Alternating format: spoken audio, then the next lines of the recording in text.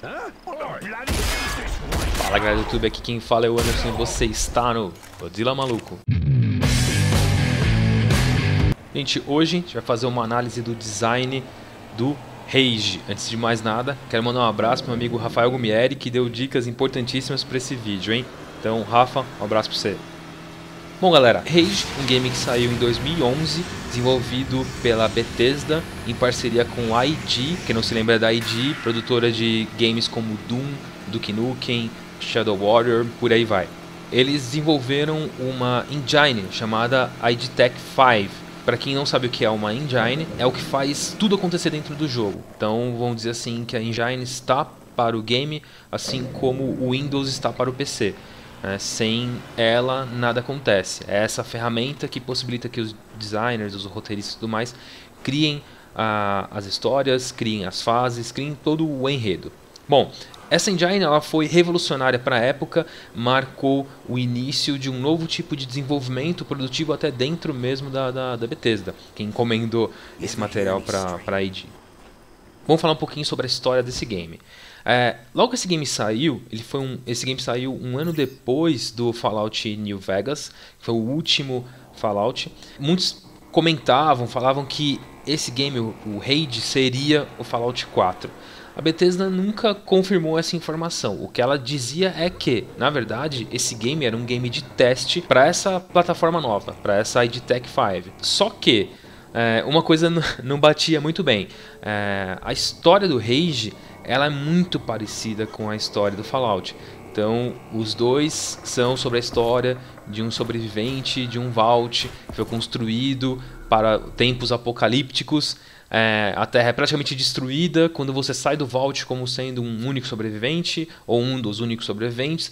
Você descobre que não foi tão apocalíptico assim. Existe uma série de pessoas vivendo e construindo ao seu modo a Terra, só que ainda assim ela está em perigo e você é um dos poucos que pode salvá-la.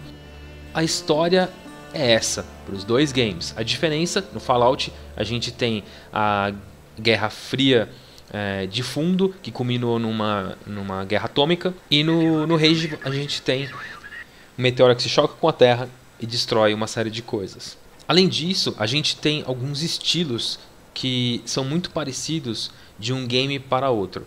Então você vai ter, tanto no Fallout como no Rage, uma mistura de cyberpunk com um design um pouco retrô, também com algumas questões de steampunk. Essas três vertentes estão muito fortes dentro dos dois games. Mas, apesar disso, como eu falei, a Bethesda nunca confirmou que Rage seria Fallout 4. E com esse novo lançamento, agora do Fallout 4, a gente tem certeza que sim, eles não tinham nada a ver, mas ainda assim, se você procurar bem no game, você vai encontrar alguns elementos que demonstram que Rage é, nada mais nada menos, um grande teste para o Fallout 4. Mas vamos falar sobre design agora. O Rage, ele tem três vertentes que eu acredito são as três bases que foram inspiradoras para os designers construírem esse game, que é um game muito bom. Tirando aí um pouco da parte da história, tirando alguns detalhes que há de problema com a própria engine, inclusive ela tem um problema muito grave. Quando você vira o seu personagem muito rápido, você percebe as texturas carregando.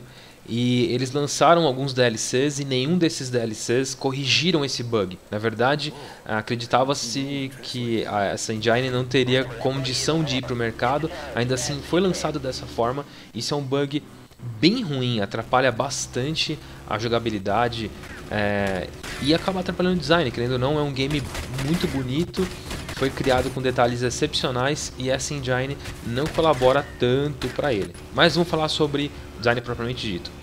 A primeira fonte de inspiração, que é bem nítida no Rage, é o Atomic Age, que é um movimento artístico que aconteceu em 1940 até 1960, que foi um movimento durante a Guerra Fria. Todas as áreas do design foram influenciadas pela temática da guerra atômica e da corrida espacial.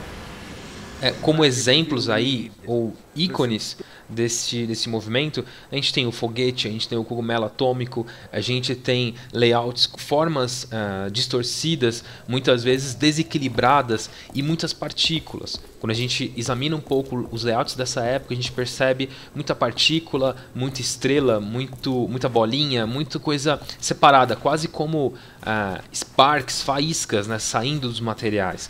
Isso é bastante interessante. E o desequilíbrio. É bem legal isso, você percebe que geralmente são layouts, são formas que beiram o total desequilíbrio. Esse Atomic Age, como eu falei, ele aconteceu aí até finalzinho de 1960 e ele foi o pai de um novo estilo que hoje inclusive está muito na moda e com certeza tanto Rage como Fallout 4 vão acabar se utilizando disso, que é o futuro retrô. É como se você pegasse elementos do passado, agrupasse ele para transformar em uma tecnologia muito avançada até além do que nós temos hoje. Outro estilo bem marcante que com certeza foi aí inspirador para os designers do Rage foi o Cyberpunk. O Cyberpunk, gente, ele nasceu como um subproduto da ficção científica e ele é caracterizado pela frase High Tech and Low Life. Significa mais ou menos como alta tecnologia e uma vida baixa ou uma vida ruim. Esse estilo ele é muito caracterizado por cenários onde a tecnologia é extremamente avançada e as pessoas dependem tanto dessa tecnologia que se tornam escravos dela. Então, nós temos vários exemplos de filmes, por exemplo, com essa temática. Acho que o principal deles seria Blade Runner, se não me engano, da década de 80. Os ícones também que nós encontramos em histórias, em designs dessa época, em designs desse estilo, são ciborgues e implantes cibernéticos. Então, toda vez que você vê esse tipo de elemento, saiba que estamos falando de cyberpunk. A terceira vertente que eu acredito que tenha muito a ver, que serviu de inspiração para os designs do Rage, foi o steampunk, que também é um subproduto da ficção científica, só que ele retrata a era vitoriana. Inclusive um game que está para sair com esse retrato é o novo Assassin's Creed. O steampunk ele tem uma pegada extremamente industrial, ele envolve sempre tecnologia surreal, uma tecnologia de ponta que a gente não tem, até hoje a gente não tem acesso a ela, só que sempre formado por elementos, por peças antigas, geralmente e de preferência por tecnologia de vapor. Então é muito comum você ver, por exemplo, inimigos ou até você poderia ter armas onde funcionariam meio que com vapor, que soltariam fumaça, que teriam cilindros onde literalmente passa algum tipo de líquido ou que passa vapor e que dispara laser, por exemplo. Isso é um símbolo muito forte do steampunk. É interessante que os cenários steampunks sempre tendem a ser cenários apocalípticos e caóticos. Um exemplo bem legal de um game que usa o steampunk como enredo é o BioShock. Espero que você tenha gostado desse vídeo, não deixa de dar like, deixa seu comentário, isso é importantíssimo pra gente. No próximo capítulo a gente vai falar sobre iluminação. Vejo vocês lá, um abraço e até mais.